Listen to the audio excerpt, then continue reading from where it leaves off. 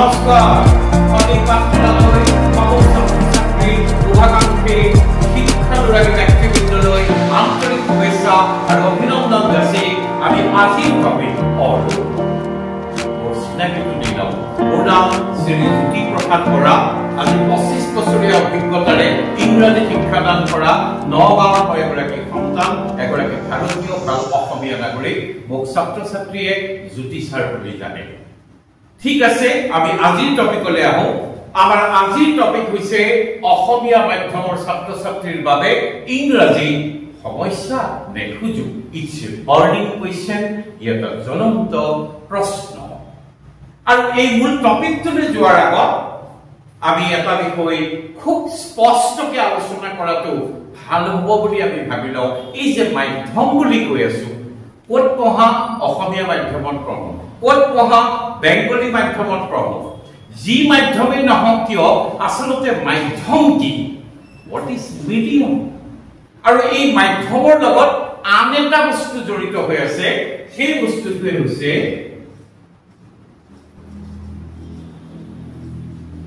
Speaker.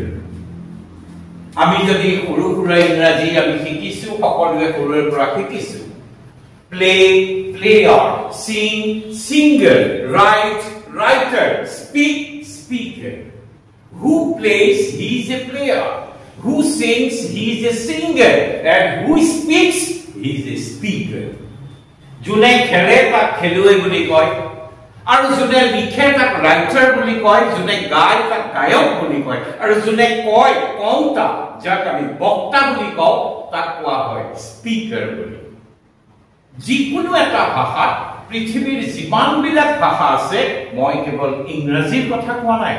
পৃথিৱীৰ যিকোনো এটা ভাষা কোৱা মানুহবিলাকক আমি স্পীকাৰ বুলি কওঁ। আৰু সেই স্পীকাৰ বিলাক যিকোনো ভাষাৰ দেই, এই কথাটো বুজি ল'ব নালাগে, যিহেতু আমি ইংৰাজী টপিক আলোচনা কৰিবলৈ লৈছো, যে কেৱল ইংৰাজীৰহে কিবা স্পীকাৰ, সেইটো নহয়। Of any language in the world, পৃথিৱীৰ যিকোনো ভাষা কোৱা মানুহবিলাক অৰ্থাৎ স্পীকাৰ বিলাকক দুটা ভাগত ভাগ কৰা হয়। তাৰে 1 নম্বৰটো ভাগ হৈছে নেটিভ স্পীকাৰ আৰু আনটো ভাগ হৈছে নন নেটিভ স্পীকাৰ। এইখিনিতে আমি স্পষ্ট কৰিব লাগিব, আমাৰ যিটো ধাৰণা অতি ক্লিয়াৰ হৈ ল'ব লাগিব যে কোনবিলাক স্পীকাৰক নেটিভ স্পীকাৰ বুলি কয় আৰু কোনবিলাকক নন নেটিভ স্পীকাৰ বুলি কয়। যিবিলাকে ভাবে সেইটো ভাষাত, যাৰ মাদাৰ টাং সেইটো ভাষাত, আৰু সকলোবিলাক তেওঁ প্ৰকাশ কৰেও সেইটো ভাষাত, সেই ভাষাটো তেওঁ নেটিভ স্পীকাৰ বুলি কোৱা হয়। ফৰ এক্সাম্পল, আমি ভাবো অসমীয়াত, কওঁ অসমীয়াত, everything we do in Assamese, আমি অসমীয়াত কওঁ, গতিকে আমি অসমীয়াৰ নেটিভ স্পীকাৰ। যদি তাৰ বিপৰীত ফালে আমি চাওঁ, ধৰি ললো এজন বিহাৰৰ পৰা মানুহ আহিল, তেওঁ নিজা মাতৃভাষা আছে, অৰ্থাৎ তেওঁ ভাবে তেওঁ সেই নিজা মাতৃভাষা, কিন্তু তেওঁ অসমলৈ আহি আমাৰ লগত অসমীয়াত কথা পাতিব লাগে, অসমীয়াত তেওঁ কমিউনিকেশ্যন কৰিব লাগে, অৰ্থাৎ তেওঁ ভাবে তেওঁ নিজৰ মাদাৰ টাং, ধৰি ললো ভোজপুৰী, হিন্দী এটচেট্ৰা, কিন্তু আমাৰ সৈতে যেতিয়া কথা পাতে তেতিয়া কিন্তু তেওঁ অসমীয়াত পাতে, ভাবে তেওঁৰ মাদাৰ টাঙত, পাতোতে তেওঁ অসমীয়াৰ লগত পাতে। He is the non native speaker of Assamese. তেওঁ অসমীয়াৰ নন নেটিভ স্পীকাৰ বুলি কোৱা হয়। প্ৰিয় সতীৰ্থ, মোৰ আলোচনা কিন্তু অসমীয়া নাছিল, মোৰ আলোচনা আছিল ইংৰাজী অসমীয়া মাধ্যমৰ ছাত্ৰ ছাত্ৰীৰ বাবে সুযোগ নে সমস্যা। মই আৰম্ভণিতে কৈ লৈছিলো যে মাধ্যমৰ লগত স্পীকাৰটো জড়িত হৈ আছে। আমি যে মাধ্যম বুলি কওঁ, অৰ্থাৎ অসমীয়া মাধ্যম, যিটো আমি ভাৰ্নিকুলাৰ বুলি যাক কোৱা হৈছো, আছামিজ, আমাৰ নিশ্চয় জানিবলৈ মন যায় গোটেই পৃথিৱীত যে ইংলিছ ভাষা চলি আছে, ইংৰাজীৰ আধিপত্য চলিছে, ইংৰাজীয়ে গ্লবেলাইজ কৰি পৃথিৱীখন এখন সৰু কৰি পেলালে, এই বৃহত্তৰ ভাষাটো প্ৰতিটো কোণে কোণে যাক কিবা নহয় কিবা প্ৰকাৰে জড়িত কৰি দিব পৰাকৈ থকা ভাষাটো তেওঁলোকৰ স্পীকাৰ দুবিধ আন ভাষাৰ দৰে এবিধ হৈছে নেটিভ স্পিকাৰ আৰু আনবিধ হৈছে নন নেটিভ স্পিকাৰ আৰু ইয়াৰ আগতে মই ক'লো যে নেটিভ স্পিকাৰ সেইবোৰ যিবিলাকৰ মাদাৰ টাং সেইটো ভাষা পৃথিৱীত মাত্ৰ 3খন দেশৰ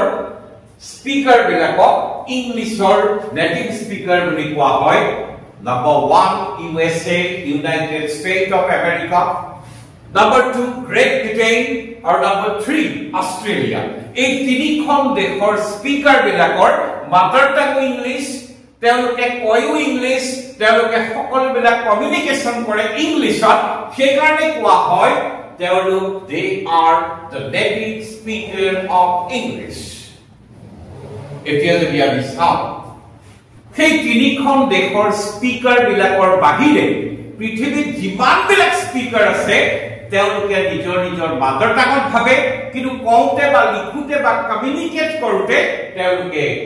ইংলিছত কৰে আৰু সেই তেওঁলোকক কোৱা হয় নন নেটিভ স্পিকাৰ্ছ এতিয়া সেকেন্ড নিশ্চয় আমাৰ জানিবলৈ বাকি নাই আৰু এটো জনাৰ পিছত ডোনাল্ড ট্ৰাম্প কি স্পিকাৰ নেটিভ স্পিকাৰ যদি আমি কওঁ নৰেন্দ্ৰ মোদী কি স্পিকাৰ তেওঁ কিন্তু নন নেটিভ স্পিকাৰ অলপ দিনৰ আগতে পৃথিৱীৰ তোলপাৰ লগোৱা এগৰাকী ক্ৰীড়াবিদ ৰিকি পইণ্টিং অষ্ট্ৰেলিয়ান টিমৰ তেওঁ কি বুলি কোৱা হ'ব নেটিভ স্পিকাৰ যদি আমাক কোৱা হয় ডক্টৰ হিমন্ত বিশ্ব শৰ্মাই যেতিয়া ইংলিছ কয় তেতিয়া আমি তেওঁক কওঁ কি বুলি নন নেটিভ স্পিকাৰ আৰু মই জ্যোতি ছাৰেও যেতিয়া ইংলিছ কওঁ তেতিয়া মোক কোৱা হ'ব non native speaker of English এতিয়া আহিম আচল টপিকলৈ এই যে আমি দেখিছো মোৰ অভিজ্ঞতা 25 লং ইয়াৰ্ছ মোৰ এই অভিজ্ঞতা দেখিছো যে আমাৰ মাজৰ অসমৰ এই পৰিসৰৰ ভিতৰত থকা যিখিনি ষ্টুডেণ্ট থাকে দুভাগত বিভক্ত হয় কি মিডিয়াম ইংলিশ মিডিয়াম কে মিডিয়াম আসামিজ মিডিয়াম আরে ভাই এটা মোৰ কোৱেশ্চনটোৱে নিশ্চয় উত্তৰটা দিব যে ইংলিশ মিডিয়াম বিলাক আসামিজ মিডিয়াম বা অসমীয়া মিডিয়ামতকে তেওঁলোক ডিস্টিংগুইশ নেকি তেওঁলোক বেলেগ নেকি একেবাৰে উত্তৰটো ওলাই গ'ল তেওঁ যিবিলাক ইংলিশ মিডিয়ামৰ পৰা অহা ল'ৰা ছোৱালী থাকে বা যিবিলাক ব্যক্তি ইংলিশ মিডিয়াম বেকগ্ৰাউণ্ডত আছিল তেওঁলোকতো নন নেটিভ স্পিকাৰ অৰ্থাৎ তেওঁলোকৰ they have the language of their own তেওঁলোকৰ নিজা ভাষা আছে কিন্তু কওঁতে তেওঁলোকে ইংলিছত কয় তো তেওঁলোকো নন নেটিভ স্পিকাৰ আৰু আমাৰ অসমীয়া মিডিয়ামত পঢ়া ল'ৰা ছোৱালীবিলাকো নন নেটিভ স্পিকাৰ অথচ ভুল কৰি আমি এটা সাইকোলজিক্যাল এটা মই ভাবো এটা মনোবিকাৰত মই ক'ব বিচাৰো যে ইংলিশ মিডিয়াম বিলাক আসামিজ মিডিয়ামতকে বেলেগ আৰু যাৰ ফলত আসামিজ মিডিয়ামৰ ষ্টুডেণ্ট বিলাকে এটা ইনফিৰিয়ৰিটি কমপ্লেক্সত ভোগে মোৰো ইংলিছ ক'বলৈ মন আছিল টিভিত যেতিয়া এংকৰিং বিলাক চাউণ্ড সাৰেগামাপা ইত্যাদি ইত্যাদি ইত্যাদি ইমান ধুনীয়াকে ইংলিছ কয় মোৰো বিৰাট মন যায় ময়ো যদি এনেকে ইংলিছ ক'ব পাৰিলোহেঁতেন ময়ো যদি যিকোনো টপিক যিকোনো অৱস্থা ধুনীয়াকে লিখিব পাৰিলোহেঁতেন আৰু যদি ইংলিছ মিডিয়ামৰ ষ্টুডেণ্টখিনিয়ে তেওঁলোকে এটা পৰিৱেশ দিয়া হয় সি কৃত্ৰিমভাৱে হওক ফ'ৰ্চফুলিয়ে হওক তেওঁলোকক এটা পৰিৱেশ দিয়া হয় গতিকে তেওঁলোকৰ ফ্লুৱেঞ্চিটো বাঢ়ে আৰু পটাপট ইংৰাজী ক'ব পাৰে দুই চাৰিটা লিখিব পাৰে সেইকাৰণে অসমীয়া মিডিয়ামৰ ল'ৰা ছোৱালীবিলাকে ভাবে আমি তেওঁলোকতকে হীন নেকি আমি তেওঁলোকতকে ইনফেৰিয়ৰ নেকি দিছ ইজ এ ৰং নচন ই এটা ভুল ধাৰণা দুইটা মাধ্যমৰ ষ্টুডেণ্টে আচলতে নন নেটিভ স্পিকাৰ্ছ তেওঁলোক কেতিয়াও নেটিভ স্পিকাৰ নহয় মনত ৰাখিব লাগিব তেওঁলোকৰ মিডিয়ামহে ইংলিছ কিন্তু তেওঁলোক ইংলিছ মেন নহয় তেওঁলোকৰ মিডিয়াম ইংলিছ কিন্তু তেওঁলোক কেতিয়াও ইংলিছ মেন নহয় এই কথাখিনি কৈ মই ইংলিছ মিডিয়ামৰ ষ্টুডেণ্টক এটেক কৰিব যোৱা নাই আক্ৰমণ কৰিব যোৱা নাই মোৰ উদ্দেশ্য হৈছে এটা প্ৰপাৰ এটা শুদ্ধ ধাৰণা লোৱাটোহে ঠিক আছে এতিয়া আমি যাম নেক্সট টপিকটোলৈ এই যে আসামিজ মিডিয়ামৰ ল'ৰা ছোৱালীবিলাক অসমীয়া মিডিয়ামৰ ছাত্ৰ ছাত্ৰীবিলাক তেওঁলোকে বৰ সপোন দেখে ময়ো ইংৰাজী ক'ব পৰা হেঁতেন, ময়ো ইংৰাজী সুন্দৰকে লিখিব পৰা হেঁতেন। কিন্তু এই যে হেঁতেনটো এটা নিগেটিভ কথা। মই তেণ্ডুলকাৰ হ'ব পৰা হেঁতেন ই অৰ্থটো প্ৰকাশ কৰিছে মোৰ ব্যৰ্থতা, মই যে তেণ্ডুলকাৰ হ'ব নোৱাৰিম। এই যে হেঁতেন বিলাক যে মই ইংলিছ ক'ব পাৰো, এই কনফিডেন্সটো, এই বিশ্বাসটো কেনেকে আনা যায়? কিন্তু তাৰ আগত আমি জানি ল'ব লাগিব আমাৰ সমস্যা কি। সুযোগৰ কথাটো ক'বলগীয়াই নাই। ইংলিছ জানিলে পৃথিৱীখন তোমাৰ কাৰণে সৰু হৈ যাব। ইংলিছ জানিলে পৃথিৱীখন আপোনাৰ হাততেই থকা যেন লাগিব। গতিকে ইংলিছ সুযোগ নে সমস্যা সেইটো আলোচনা কৰিবলগীয়া বিষয় নহয়। আমাৰ প্ৰশ্ন হৈছে আমাৰ অসমীয়া মিডিয়ামৰ ছাত্ৰ ছাত্ৰীৰ নাম্বাৰ 1 প্ৰব্লেমটো মই ইতিমধ্যে কৈ ললো, সাইকোলজিকেল। ভাবি লয় যে ইংলিছটো এটা টান ভাষা বা মই ইংলিছ নোৱাৰিম নেকি, আত্মবিশ্বাসৰ অভাৱ, নিজকে হীন বুলি ভাবি লোৱাটো যেটো সাইকোলজিকেল মই ভাবো এটা বলি হৈছে, তেওঁলোক ভিক্টিমাইজড হৈছে। আসলে তেনেকুৱা কথা নাই। অসমৰ যদি বিভিন্ন বুদ্ধিজীৱী বিলাক চোৱা যায়, যদি আমি ডক্টৰ হীৰেন গোহাঁইৰ কথা যাওঁ, তেওঁক ইংৰাজীৰ বাঘ বুলি কোৱা হয়। হোমেন বৰগোহাঁই তেওঁ ইংৰাজী অনাৰ্ছ লৈ তেওঁ গ্ৰেজুৱেট হৈ এচিএছ অফিচাৰ হৈছিল। কিন্তু তেওঁলোকৰ অসমীয়া তেওঁলোকৰ অসমীয়া গদ্যৰ শৈলী চাব, এতিয়া প্ৰমাণ কৰে যে আচলতে তেওঁলোক কিন্তু ইয়াৰ পৰা অসমীয়া মিডিয়ামৰ অসমীয়া মাধ্যমতে পঢ়ি গৈ ইংৰাজীটো তেওঁলোকে ফালি দিয়া বুলি যাক কোৱা হয়, আমাৰ এটা পপুলাৰ ৱাৰ্ড, সেইটো কিমান ফালি ৱাৰ্ড মই নাজানো, কিন্তু ফালি দিছে তেওঁলোকে। অৰ্থাৎ এইখিনিতে মনত ৰাখিব লাগিব যে আমি এই সমস্যাটো দূৰ কৰিবৰ কাৰণে জৰ্জ বাৰ্নাৰ্ডছৰ কথা এষাৰ মনলৈ আনিব খোজো। জৰ্জ বাৰ্নাৰ্ডছে কৈছিলে, if you want to become the master of a language, then firstly become the master of your own. মই আকৌ ৰিপিট কৰি দিছো, if you want to become the master of a language, then firstly become the master of your own. যদি তুমি বেলেগ এটা কোনোবা ভাষাত মাষ্টাৰ হ'ব খুজিছা, প্ৰথম তুমি নিজৰ ভাষাটো ধৰি লোৱা। অৰ্থাৎ যোনে যিহেতু আমি ভাবো আমি নন নেটিভ স্পিকাৰ, আমি যদি মাতৃভাষাটো খুব ভালকে নাজানো, তে ইংৰাজীয়ে নহয় কেতিয়াও বেলেগ ভাষা নিখুঁতকৈ, খুব পৰিষ্কাৰকৈ আৰু সুন্দৰকৈ যাক আমি কওঁ, আমি শিকিব নোৱাৰিম। ফাৰ্ষ্ট কথা। দ্বিতীয় কথা হৈছে কি, আমাৰ যিবিলাক অসমীয়া মিডিয়ামৰ ষ্টুডেণ্ট আছে বা বেলেগ ইংৰাজীৰ বাদে বেলেগ বিলাক মিডিয়ামৰ ষ্টুডেণ্ট আছে, তেওঁলোকক যেতিয়া এটা ৱাৰ্ড শিকোৱা হয়, আমি সৰুতে পাইছিলো চি মানে দেখা, এই চি মানে দেখা, বুক মানে কিতাপ। আমাৰ মনত এনেকুৱা এটা সৰুৰে পৰা জন্ম হৈ গ'ল যে ইংলিছৰ ৱাৰ্ড বিলাকে একো ফিক্স মিনিং বুজায়। আমাক সৰুতে শিকোৱা হয় চি মানে দেখা, বুক মানে কিতাপ, আৰু আমাৰ চৈধ্য গোষ্ঠীয়ে তেনেকে শিকি আহিলো, চি ইজ ইকুৱেল দেখা, বুক ইজ ইকুৱেল কিতাপ। আৰু এই এনে ধৰণৰ শিকাৰ যিটো প্ৰণালী, তাক কিন্তু আমি আচলতে মডিফিকেশ্যন কৰিব লাগিব। ইংৰাজী ভাষাটো যে পৃথিৱীৰ যিমানবিলাক ভাষা আছে, আন ভাষাতকে যে ডিষ্টিংগুইছ, তেওঁলোক যে আনতকে বেলেগ যিবোৰ কাৰণ আছে, তাৰ ভিতৰত এটা কাৰণ হলে ইংৰাজী ৱাৰ্ড বিলাকে কেতিয়াও এটা ফিক্স মিনিং, নিৰ্ধাৰিত এটা মিনিংতে ক্ষান্ত নাথাকে। সেই ৱাৰ্ডটোৱে ডিফাৰেণ্ট চিটুৱেশ্যনত তাৰ মিনিং বিলাক বেলেগ বেলেগকে সি প্ৰকাশ কৰিব পাৰে। যেনে ফৰ এক্সাম্পল, যদিহে আমি লৈ লওঁ see the bird, it's flying, চৰাইটোলৈ চোৱাচোন, ই আকাশত উৰি আছে। ঠিক আছে, আমি সৰুৰে পৰা শিকিলো চি মানে দেখা, চৰাইটোলৈ চোৱাচোন, ই আকাশত উৰি আছে। ইয়াত বাৰু চি মানে দেখাই বুজিলো, বেলেগ এটা সেন্টেন্স কো পুলিশ অফিচাৰক এটা চোৰ হল ঘৰত চুৰি হল আৰু এফআইআৰ দিয়া হল পুলিশ অফিচাৰজনে তাৰ কামলাজনক যাক আমি কামলা বুলি কওঁ ঘৰত থকা বন কৰা ল'ৰাটোক মাতি সুধিছে কালি যে ইয়াত চুৰি হল তই কেনে গম পালি কি কৈছে ছাৰ মই ছাৰ এই নেহৰু বালিলৈ ওলাই গৈছিলো নগাঁৱতে হনুমান মেলা হৈছে তাৰপৰা আহি পেলাই দেখিছো ছাৰ প্ৰথম দৰ্জাখন ফ্ৰণ্ট দৰ্জাখন যে একদম মৰা আছে আৰু তাৰপিছত মই টুকুৰি আছো নাই দৰ্জাখনটো এনেকে ভাঙি পেলাই দেখিছো সিফালৰ দৰ্জাখন খোলা আই চি মোৰ উদাহৰণটো নেহেৰু বালি বা কামলা নাছিল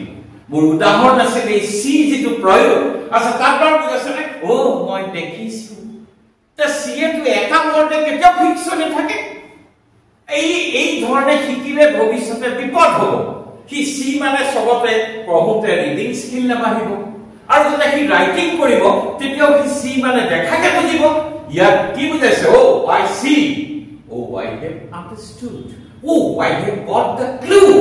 সেইটোৱে হৈছে ইংলিছ আৰু দ্বিতীয়তে আমি আহো বুক মানে আমাৰ শুদ্ধ গোষ্ঠী শিকোৱা হ'ল বুক মানে কিতাপ ঠিক আছে কিতাপ মানে he gave me a book তেওঁ মোক এখন কিতাপ দিছিল মানি ললো হয় বুক মানে কিতাপ কিন্তু মই বেলেগ এটা সেন্টেন্স কম আজি নেহৰু বালি হেগল থিয়েটাৰ আহিছে যাবি আৰে টিকেট চিন্তা কৰিব নালাগে ভাই টিকেট বুক আছে তো টিকেট কিতাপ আছে দ্যাটস এ থিং ইয়াত বাৰু বুক ওয়াৰ্ডটোৱে সঁচাকে বাৰু কিতাপ বুজাইছে নে ইয়াত বুজাইছে টিকেটটো আগতীয়াকৈ আমি সংৰক্ষণ কৰি ৰাখিছো যিটো বুকে আমি 14 গোষ্ঠীত শিকি আহিছিলো বুক মানে কিতাপ ইয়াত কিন্তু হৈ গ'ল আগতীয়াকৈ ৰিজাৰ্ভ কৰি ৰখাটো আৰু সেই কাৰণে মই সৰু থাকোতে এখন ইংলিছৰ কাৰ্টুন চোৱাৰ ভাৱৰ মনত পৰে সেই কাৰ্টুনখনৰ যেটো টাইটেল সং আছিল সেই টাইটেল সংটো আছিল স্টাৰ্টিং লাইন টু হিন্দি এনেকুৱা আছিল চন্দ্ৰায়ে সূৰজে তাৰানে চন্দ্ৰ জলবায়ু এটা সূৰজ সূৰ্যও এটা কিন্তু তৰা বহুতো আৰু সেই লাইনটো মই কাৰ্টুনৰ কথা শিকাবলৈ অহা নাই মই ক'ব খুজিছো ইংলিছ ভাষাটো তেনেকুৱা ইংলিছ মে ওয়াৰ্ড এ প্ৰনাউন্সিয়েশন স্পেলিং ভি এ মিনিং নানে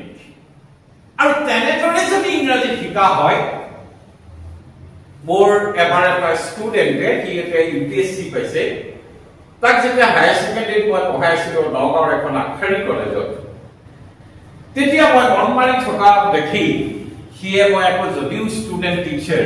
তথাপি তাৰ মোৰ মাজত এটা ফ্ৰেণ্ডলি বন্ড আছিল মই মন কৰা দেখি মোক সুধিছে স্যাৰ কি হ'ল এনেকৈ আছে যে ৰবাহে মোৰ মনটো কি ৰবাহে I have read your face English to soa I have read your face read মানে আমি পঢ়া বুলি বুজিছো কিন্তু হি বুজাব খুজিছে I have come to know the happenings in you তোমা আপোনাৰ মনত কি ঘটি আছে সেই কথাটো মই ইতিমধ্যে অধ্যয়ন কৰি পেলাইছো যে ইংলিছ বিলাক কেতিয়াও ফিক্স মিনিং হৈ নাথাকে কি ঠায়ে ঠায়ে সিচুৱেচন অনুযায়ী তাৰ ইংলিছ বিলাক বেলেগ হৈ গৈ থাকে তাৰ মিনিং বিলাক বেলেগ হৈ গৈ থাকে বাক্যত পাৰ্টস অফ স্পিচ বিলাক বেলেগ হৈ থাকে আমি পৰৱৰ্তী পৰ্যায়ত এই কথাবিলাক আমি আলোচনা কৰিম আৰু যেহেতু কেৱল সমস্যাখিনি কথা ক'লেই নহব আমি আন এটা কথা কৈ লওঁ যে আমি সদ্যহতে যেনেকৈ এজন ডাক্তৰৰ ওচৰলৈ গ'লে ডাক্তৰে গোটেইটো চালে আৰু সোৱাৰ পিছত এখন প্ৰেছক্ৰিপশ্যন দিয়ে আপুনি এই মেডিচিনটো ডেইলি মানে দিনে দুপালিকে খাব এতিয়া মই যেহেতু ডাক্তৰো নহয় মই উদাহৰণৰ খাতিৰত দিছো যে মই এপালি হোমিও দি থৈ যাওঁ কাৰণ আমি এই হোমিও পালিটো যদি কৰা হয় সৰুৰে পৰা যেহেতু আমাৰ আজি পাঠশালাই সামৰি লৈছে ক্লাছ 1 ৰ পৰা 12 লৈকে এই পৰ্যায়ৰ প্ৰতিজন ষ্টুডেণ্টে যদি প্ৰমিস এটা কৰি লও যে প্ৰতিদিনে every day প্ৰতিদিনে আমি এটাকৈ নতুন ইংলিশ ওয়াৰ্ড শিকিম অৰ্থাৎ এতিয়ালৈকে আমি যিমানবিলাক ওয়াৰ্ড শিকিলো সেইবিলাকতো আছে তাৰ উপৰিও নতুনকে আগতে নিশিকা কমেও যদি দুটাকে শব্দ আমি নতুন শিকো এমাহত 60টা আৰু এবছৰত 730টা ওয়ার্ড আহিব কিন্তু ওয়ার্ড বিলাক কেনেকে শিকিম ইতিমধ্যে মই ইংগিত দিছো যে ওয়ার্ড বিলাক শিকিবলৈ যাওঁতে সেই ওয়ার্ডটো কেনেকে ডিফারেন্ট সিচুয়েশনত ওয়াৰ্ডৰ মিনিং বিলাক চেঞ্জ হৈ বাক্যবিলাকত ইউজ হয় খুব অত্যাধুনিক ভাল ডিকশনাৰী বিলাকত ইয়াৰ ইংগিত দিয়া থাকে তেনেদৰে শিকিম নাম্বাৰ 1 আৰু নাম্বাৰ 2 ওৰ পৰা শিকিম দ্যাট ইজ এ কোৱেশ্চন আমি যে শব্দবোৰ কোপা গতাম আমাৰ ধাৰণা হয় ডিকশনাৰীখন আছে আজিকালিটো গুগল পায় ডিকশনাৰীখন উলিয়াই ললে হ'ল আৰে ভাই গুগল আৰু ডিকশনাৰীখন কেতিয়াবা আমি নাপাবও পাৰো ৰাস্তাতে গৈ আছো সাইনবোৰ্ড এখন দেখিলো আৰে নতুন ওয়াৰ্ড কি ওয়াৰ্ড ওকে এই সময়টো আৰু পইণ্টত নাই ঘৰলৈ আহা নতুন ওয়াৰ্ডটো কি তাক চাই পেলালো ডিকশনাৰীয়ে কি কয় তাৰ ডিফাৰেন্ট ইউজেস কি মানে এদিনত যদি আমি দুটাকেও শব্দ শিকো তেনে এমাহত 60টা আৰু এবছৰত 730টা ওয়াৰ্ড বাহি যাব আৰু এনেদৰে যদি সৰুৱে পা যদি আমি ওয়াৰ্ড বিলাক বহাই গৈ থাকো আৰু মনত ৰাখিবা to write better English the first thing you have to do is to strengthen your vocabulary আজিলে ইমানতে সময় ইয়াৰ পিছত আমি বৰ ইন্টাৰেষ্টিং কথাবিলাক পাতিম আকৌ লগ পাম সকলোকে ধন্যবাদ জনাই ফলি পাঠশালাৰ তৰফৰ পৰা সকলোৰে উজ্জ্বল ভৱিষ্যত কামনা কৰিছো নমস্কাৰ মই জ্যোতিষ